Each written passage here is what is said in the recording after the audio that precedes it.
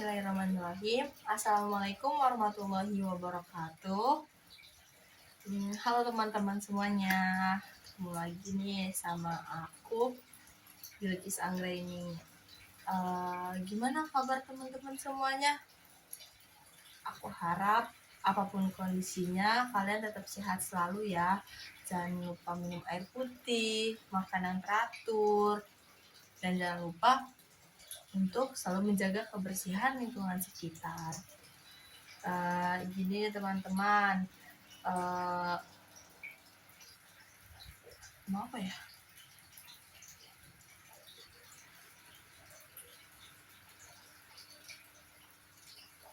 Di video kali ini aku akan menjelaskan dan kita akan belajar bareng tentang memahami informasi dalam buku fiksi dan non-fiksi. Di sini apa ada yang tahu buku kayak cerpen, terus artikel, komik? Tadi yang aku sebutin adalah contoh-contoh dari informasi fiksi dan non-fiksi. Tapi sebelumnya, kalian ada yang tahu nggak sih apa itu pengertian fiksi dan non-fiksi? Coba ada yang tahu nggak?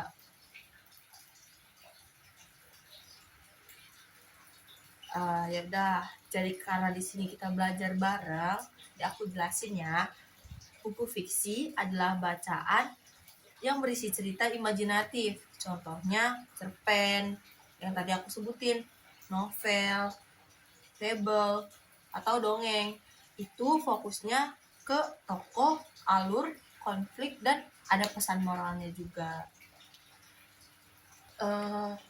Sedangkan non-fiksi itu adalah bacaan yang berdasarkan fakta dan data nyata, contohnya seperti artikel, biografi, laporan, atau buku pengetahuan. Jadi si non-fiksi ini kayak udah bener-bener nyata kayak gitu. Ya misalkan tentang artikel. Kalau artikel kan orang berarti melakukan penelitian dulu. Terus kalau biografi itu yang kayak memperkenalkan diri seseorang kan. Terus misalkan buku pengetahuan pun sebelumnya pasti akan ada penelitian dulu. Misalkan di buku pengetahuan IPA sebelumnya pasti ada orang yang mengemukakan.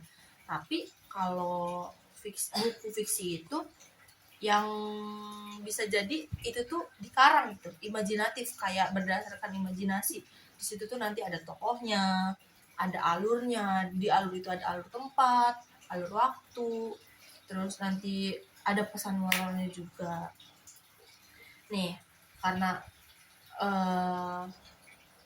tadi sebenarnya udah aku sebutin juga sih ciri-ciri fiksi itu apa. Kalian bisa catat juga yang tadi aku sebutin.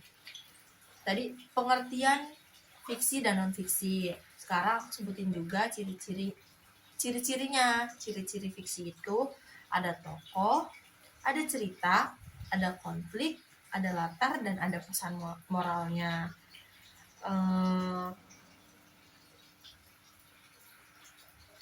Ciri khasnya tuh lebih menggunakan bahasa yang menarik dan komunikatif, karena tujuannya tuh membuat pembaca menikmati cerita tersebut gitu. Tapi kalau ciri-ciri non fiksi itu dia itu berdasarkan fakta yang pertama, yang kedua ada data, penjelasan, dan argumennya. Terus yang ketiga, bahasanya itu formal dan lebih informatif. Karena apa seperti itu? Memberikan faktual kepada pembaca, memberikan fakta kepada pembaca. Jadi non-fiksi itu biasanya menggunakan bahasa yang baku atau penjelasannya yang informatif. Selanjutnya itu ada contoh-contoh non-fiksi. Sebelumnya udah aku jelasin, udah aku sebutin contoh-contoh non-fiksi. Nih seperti ini. Contoh non-fiksi ini seperti jumlah pengamatan internet, pada remaja Indonesia meningkat 16% dibanding tahun sebelumnya. Dari kutipan ini tuh kita bisa lihat kalau ada datanya. Ada datanya itu berarti ada 16%.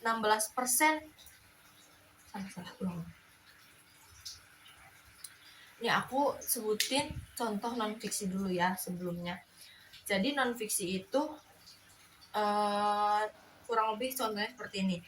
Jumlah penggunaan internet pada remaja Indonesia meningkat 16% dibanding tahun sebelumnya. Di situ tuh kita bisa lihat kalau ada datanya, ada penjelasan nyata dan faktualnya, terus juga memberikan informasi kepada pembaca. Jadi ketika kita membaca buku non-fiksi, membaca informasi yang non-fiksi, itu kita bisa tahu, oh datanya nih ada 16% remaja di Indonesia tuh yang menggunakan internet, dan itu lebih meningkat dari tahun sebelumnya. Terus penjelasannya nyata, karena ada bukti nyatanya. Karena sebelum orang memberikan informasi untuk disebutkan di non-fiksi ini, dia pasti lebih dahulu menjelaskan, mengidentifikasi, mencari data. Tuh.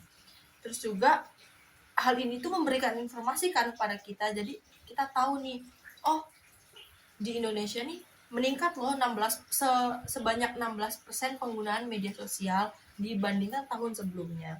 Kalau contoh fiksi itu seperti ambil gampangnya di cerita dongeng. Dongeng itu kan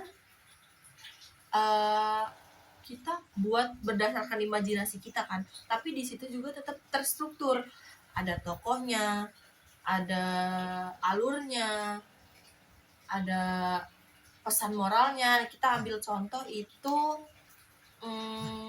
dongeng Si Kancil misalkan. Di dalamnya itu tokohnya ada siapa? Ada Kancil, ada teman-teman yang di hutan, teman-temannya Kancil. Terus alur tempatnya di hutan. Alur waktunya menyesuaikan, misalkan itu ada siang, sore, atau malam. Kalian tahu kan cerita Si Kancil itu tentang Kancil itu mencuri mentimun, tapi dia tuh licik gitu. Tapi di dalamnya itu ada pesan moralnya. Kurang lebih seperti itu. Selanjutnya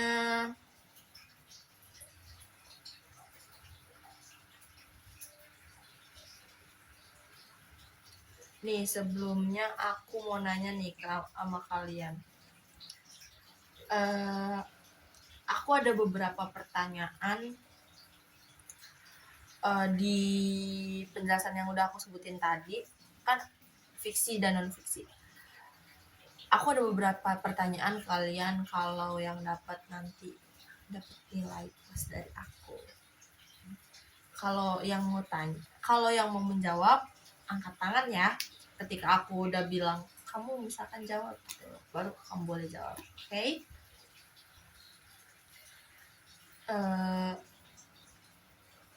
Aku akan kasih contoh dulu nih antara fiksi dan non-fiksi. Nanti kalian bisa lihat ya. Misalkan di sini ada contoh non-fiksinya, itu artikel tentang tadi penggunaan media sosial 16% meningkat daripada tahun sebelumnya. Sebelahnya adalah dongeng Si Kancil. Nanti kalian analisis, nanti aku akan ada pertanyaan untuk kalian. Pertanyaannya, siapa tokoh yang ada di dalam dongeng Si Kancil ini? Yang kedua, apa masalah dalam ceritanya? Yang ketiga, bagaimana penyelesaiannya? Yang keempat, apa nilai moralnya? Yang sebelahnya itu ada non-fiksi. Karena kalian nih sebelumnya udah membaca dan sudah menganalisis gitu, apa yang ada di dalam cerita non-fiksi ini. Nih, fakta utamanya apa? Terus yang kedua itu apa data pendukungnya? Terus yang ketiga, apa tujuan penulis menuliskan informasi tersebut. Terus yang keempat, apa kesimpulan dan manfaatnya? Oke.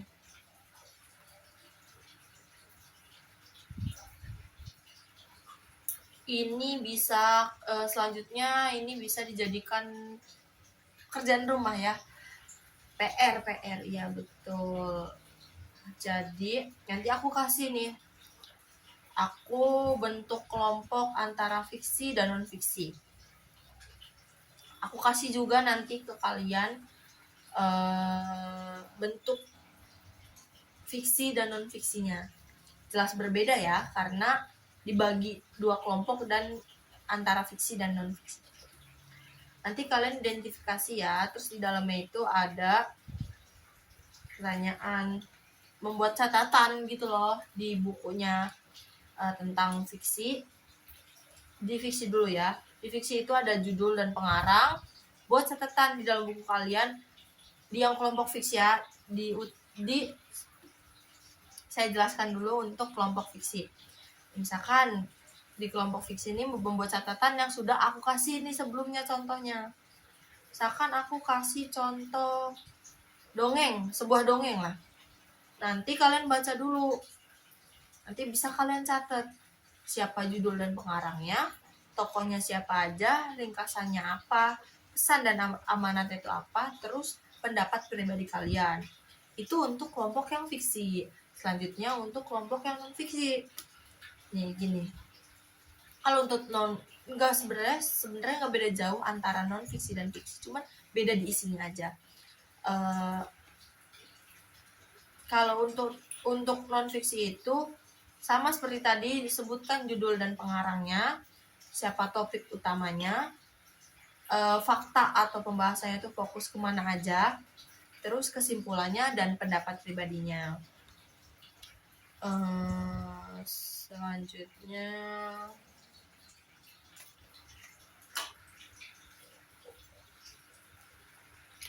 oke. Sebelum menutup pembelajaran kali ini, apa ada yang ingin ditanyakan supaya nggak ngeganjel ketika nyampe rumah tentang PR yang tadi aku sebutkan, atau tentang pengertian, ciri-ciri, atau bentuk-bentuknya? Baik, kalau tidak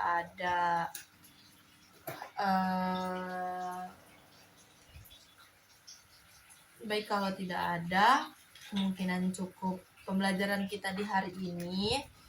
Kurang lebihnya mohon maaf.